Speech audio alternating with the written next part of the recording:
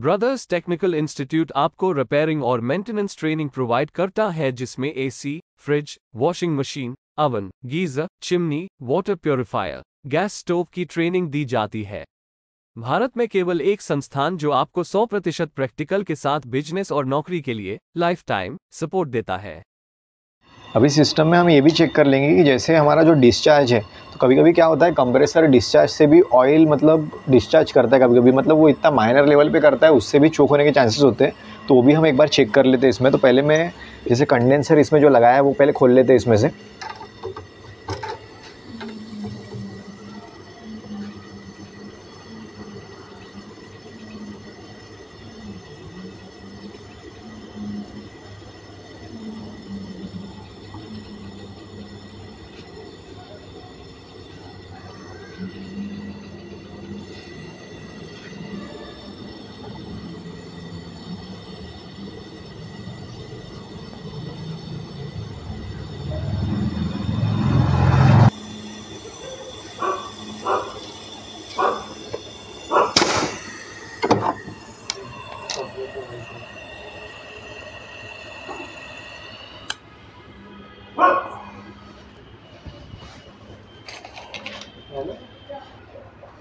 जैसे यहाँ से हमने वो निकाल लिया, पर इसे हम एक बार ठंडा कर लेंगे, काफ़ी गर्म हो जाता है ब्रीजिंग करने के बाद में।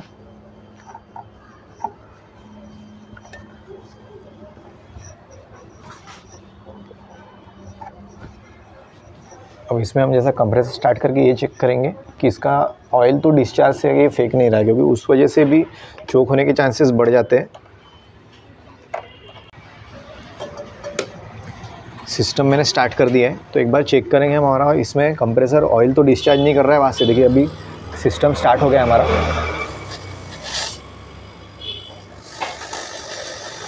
एक तो पहले प्राइमरी इसमें ये देख लेना है कि नॉर्मल कंडीशन में ये थ्रो तो नहीं कर रहा है ऑयल। अगर नॉर्मल कंडीशन में अगर थ्रो नहीं कर रहा है तो हम एक बार देख लेंगे टिश्यू पेपर के, इससे भी देख लेंगे, चेक कर लेंगे इसे कि थ्रो करता है कि नहीं करता है।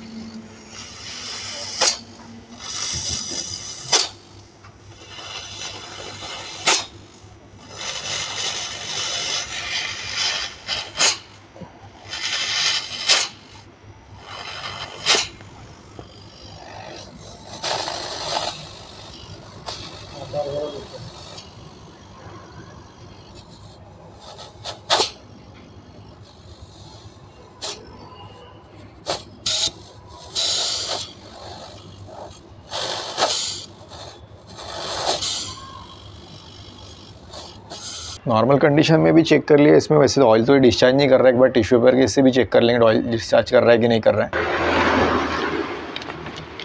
एक बार टिश्यू पेपर लगा के भी देख लेंगे कि ऑयल तो डिस्चार्ज नहीं कर रहा है, क्योंकि हो सकता है कभी कभी बहुत माइनर फॉर्म में भी ऑयल डिस्चार्ज करता है।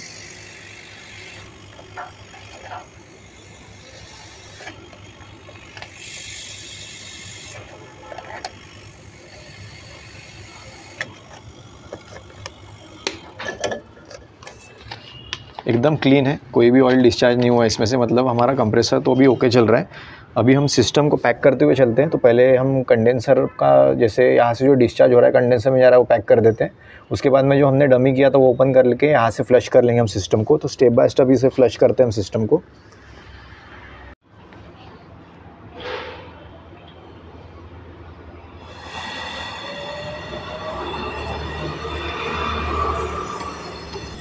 कंडेंसर का पाइप ज्वाइन कर देंगे हम कंप्रेसर के डिस्चार्ज पे।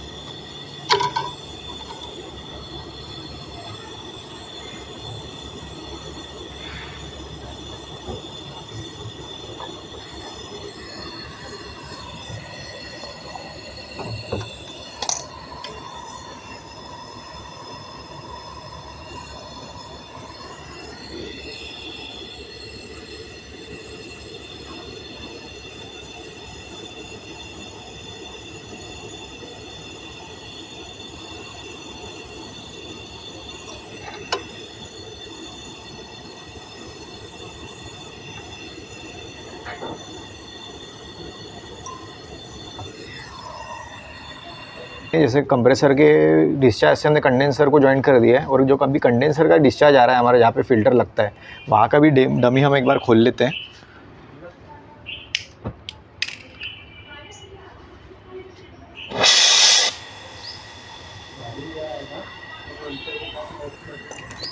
ये डमी खोलते वक्त ये ध्यान रखना है कि जैसे इसकी बॉडी प्लास्टिक की है तो वो मेल्ट नहीं होना चाहिए, तो उस डायरेक्शन में रख के इसे खोलना है कि जहाँ से वो प्लास्टिक मेल्ट नहीं होना चाहिए, क्योंकि इसके पहले जो वर्क हुआ है तो उसने प्लास्टिक पूरा मेल्ट कर दिया इसके आजू बाजू का बॉडी, तो वो प्रॉब्लम क्रिएट करता है क्योंकि अंदर की पफिंग भी मेल्ट होती है उसकी वजह से।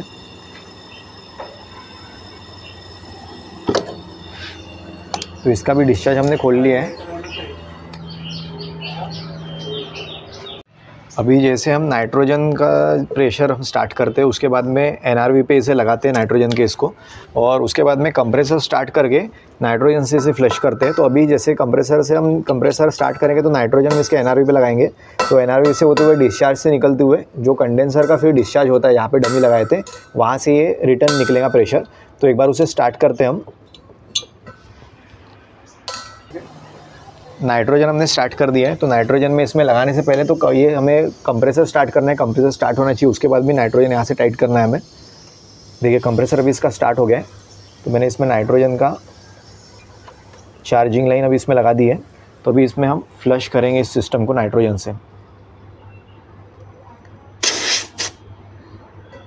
हमें फ्लश करते वक्त ये भी ध्यान रखना है कि यहाँ से जैसा अगर कंडेंसर से कोई अगर ऑयल निकलता है कोई फॉर्म का, तो ऑयल का भी टेस्ट करना है कि ऑयल मतलब कलरलेस है या ऑयल में मतलब ऐसा कोई रेडिश कलर वगैरह आ रहा है। अगर रेडिश कलर वगैरह अगर आ रहा है तो ऑयल जैसा कंडेंसर है हमारा तो अंदर से रस्टिंग हो गया है, उसकी वजह से भी आता है। तो एक बार हम चेक कर लेते हैं कि जैसे कोई ऑयल तो यहाँ से डिस्चार्ज नहीं कर रहा है वो, देखिए यहाँ से कुछ भी ऑयल डिस्चार्ज नहीं हुआ है, एकदम क्लीन है। तो यहाँ पे तो चोक होने के चांसेस ज़ीरो थे जैसे हमने भी चेक किया, प्रेशर भी प्रॉपर रिलीज़ हो रहा है इसमें से। एक बार और चेक कर लेते हैं हम। देखिए कुछ भी ऑयल नहीं है इसमें। जैसे आप फ्लश करते हैं तो इसको लंबा फ्लश करना है कभी भी, क्योंकि शॉर्ट फ्लशिंग नहीं करना है, एक लॉन्ग फ्लशिंग के इसमें चलाना है। पर ये भी ध्यान रखना है कि हमारा नाइट्रोजन का प्रेशर भी ज़्यादा नहीं होना चाहिए, जिससे कंप्रेसर भी ट्रिप होने के चांसेस बढ़ जाते हैं। तो उस हिसाब से नाइट्रोजन भी इसे सप्लाई करना है और लॉन्ग फ्लश भी करना है इसे। तो कंडेंसर हमारा ओके है प्रॉपर।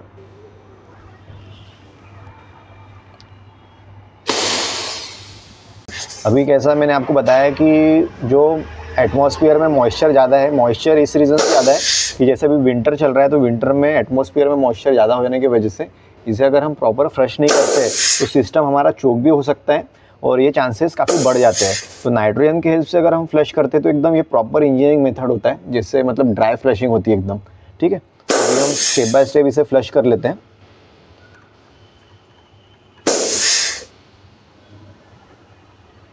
अभी जैसे हमने यहाँ से नाइट्रोजन देते हुए डिस्चार्ज करते हुए हमने कंडेंसर को फ्लश कर लिया है, कंडेंसर हमारा प्रॉपर फ्लश हो गया है। अभी जैसे हमें इवेपोरेटर को फ्लश करना है, पर इसमें कैसा हो रहा है, इवेपोरेटर में काफ़ी ऑयल होने की वजह से हम इसे डायरेक्ट फ्लशिंग करेंगे नाइट्रोजन से, ना कि कंप्रेसर की हेल्प से। तो पहले नाइट्रोजन से इसे हम डायरेक्ट फ्लश कर देते हैं हाई प्रेशर से, उसके बाद में फिर हम इसे फ़िल्टर लगाने के बाद में कैपिलरी उसमें कनेक्ट करने के बाद में फिर हम इसे पूरा सिस्टम होल सिस्टम इसे फ्लश करके फिर उसे सिस्टम को हम पैक कर देंगे। तो इस बार अभी हम इसमें नाइट्रोजन से इसे फ्लश कर देते हैं। तो जैसे कि मैंने इसका वॉल ओपन रखा है, नाइट्रोजन का प्रेशर मैंने स्टार्ट कर दिया है। तो नाइट्रोजन का प्रेशर स्टार्ट करने के बाद में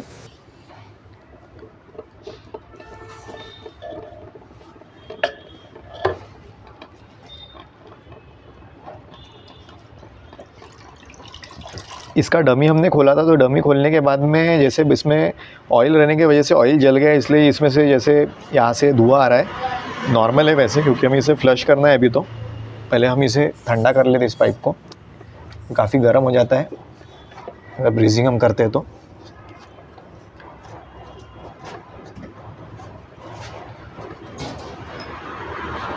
जैसे हमने डायरेक्ट नाइट्रोजन का इसमें सप्लाई दे दिया है, अभी नाइट्रोजन से इसे डायरेक्ट हम फ्लश कर लेते हैं। देखिए नाइट्रोजन से इसे हम फ्लश कर रहे हैं तो कितने मात्रा में इसमें से ऑयल निकल रहा है आप देख सकते हैं। अभी देखिए प्रेशर भी बढ़ेगा इसका, तो लॉन्ग फ्लश करना है हमें अभी। ठीक है, अभी देखना है इसमें से ऑयल कितना निकलता है। देखिए ऑयल निकल रहा है इसमें से, तो इसका मतलब हमारा कैपिलरी से लेके तो इवेपोरेटर तक ये चोक है, तो जिसके वजह से हमारा सिस्टम चोक हो गया था। तो इसे हम प्रॉपर फ्लश कर देते हैं। तो प्रॉपर फ्लश करने की वजह से इसमें का ऑयल भी निकल जाएगा। तो उसके बाद में हम इसे सिस्टम को ज्वाइन करेंगे। तो पहले हम इसकी फ्लशिंग प्रॉपर कर लेते हैं नाइट्रोजन के हेल्प से। तो डायरेक्ट हम नाइट्रोजन का प्रेशर गेज में देते हुए इसे फ्लश कर रहे हैं। लॉन्ग फ्लश करना है हमें इसमें, क्योंकि लॉन्ग फ्लश अगर हम इसमें करते हैं तो प्रॉपर होता है, शॉर्ट फ्लश नहीं करना है हमें इसमें।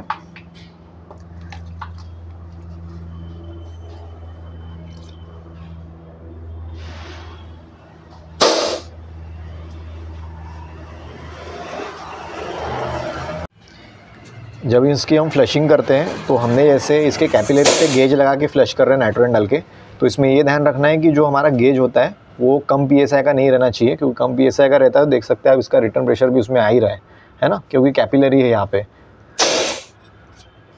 तो उसकी वजह से गेज भी आपका ख़राब हो सकता है। तो इस तरीके से हमने इसकी फ्लशिंग कर ली है, लॉन्ग फ्लशिंग। तो अभी हम जो ने फ्लशिंग की है तो फ्लशिंग एकदम क्लियर फ्लशिंग हो गई इसमें भी, तो ऑयल का परसेंटेज कुछ भी नहीं है, ज़ीरो हो गया ऑयल का परसेंटेज, ठीक है। तो इस तरीके से हमने सेपरेट इवेपोरेट को भी फ्लश कर लिया है। अभी हम क्या करेंगे, जैसे फ़िल्टर लगाने के बाद में कैपिलरी भी इसमें लगाएंगे, उसके बाद में हम होल सिस्टम फ्लश करेंगे, और होल सिस्टम फ्लश करने के बाद में इसे हम सिस्टम को पैक कर देंगे। हमने जैसा इवेपोरेटर को भी सेपरेट फ्लश कर दिया है। अभी हम क्या करेंगे, जैसे हमने कंडेंसर को तो पहले फ्लश कर दिया था, हमें यहाँ पे अभी फ़िल्टर लगाने के बाद में इवेपोरेटर में जैसे जो कैपिलरी जा रही है वो फ़िल्टर में जॉइन करने के बाद में हमें पूरा सिस्टम भी फ्लश मारना है। पर जैसे इस सिस्टम को फ्लश कर दिया है, पर तभी भी अभी हम जब इसे कंडेंसर को फिर से अगर फ्लश मारते हैं, क्योंकि कैसा होता है कि जैसे अभी सिस्टम में ऐसा समय भी हो चुका है, अभी जैसा विंटर का सीज़न चल रहा है तो उसमें कैसा होता है मॉइस्चर भी ज़्यादा होता है, ठीक है। तो मॉइस्चर ज़्यादा एटमॉस्फेयर में होने की वजह से प्रॉब्लम क्रिएट कर सकता है। तो पहले एक बार कंडेंसर को फ्लश करते हैं, इसका डमी निकाल लेते हैं, उसके बाद फ़िल्टर लगाते हैं, फिर एक बार फ्लश करेंगे, फिर कैपिलरी हम जॉइन करेंगे और पूरा सिस्टम को हम फ्लश कर लेंगे, ठीक है। तो स्टार्ट करते हैं हम एक बार।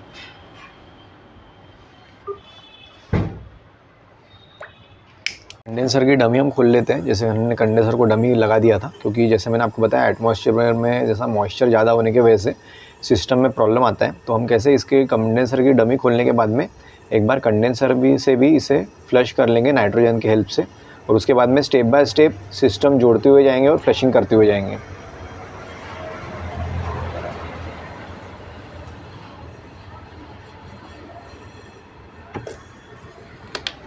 जैसे हमने सिस्टम तो प्रॉपर फ्लश कर दिया है, इसमें पूरा वीडियो में इसलिए कवर नहीं किया कि समय भी लगता है उसमें, क्योंकि सिस्टम को फ्लश करना है थोड़े समय के लिए फ्लश भी करना पड़ता है। अभी जैसे हमारे इसमें जो कैपिलरी है तो कैपिलरी भी ज़्यादा लंबी नहीं है, तो हमें जैसे फ़िल्टर लगाना है, हम इसमें सादा फ़िल्टर यूज़ कर रहे हैं, ठीक है। तो अगर आपका सिस्टम अगर प्रॉपर नाइट्रोजन फ्लश होता है और प्रॉपर तरीके से आप अगर इसे सिस्टम को पैक करते हैं, तो सादा फ़िल्टर भी अगर लगाते हैं तो प्रॉपर सिस्टम इसका पैक कर सकते हैं और प्रॉपर सिस्टम इसका रन होता है। डिपेंड करता है कि आपके ऊपर कोई सिलिकॉन लगाना है तो आप लगा भी सकते हैं, हम तो सादा फ़िल्टर यूज़ करते हैं। तो डिपेंड करता है हमारे प्रैक्टिसेस पे, जो हमारी स्किल है कि हम कैसे तरीके से इसे लगाते हैं। अभी जैसे हमारे पास में कैपिलरी है तो कैपिलरी इसमें लगाएंगे, तो कैपिलरी जैसे 1 इंच तक इसमें अंदर डालनी है, तो पहले तो हम इसमें कैपिलरी इसके ऊपर ब्रीज कर देंगे, ठीक है। उसके बाद में जैसे फिर इसको हम फिर कंडेंसर से लगाएंगे और पूरा सिस्टम होल हम फ्लश कर लेंगे एक बार। तो एक बार कैपिलरी इसमें लगा देते हैं। तो हमारा जो फ़िल्टर है, हम फ़िल्टर को कैपिलरी से ब्रीज कर देते हैं पहले तो।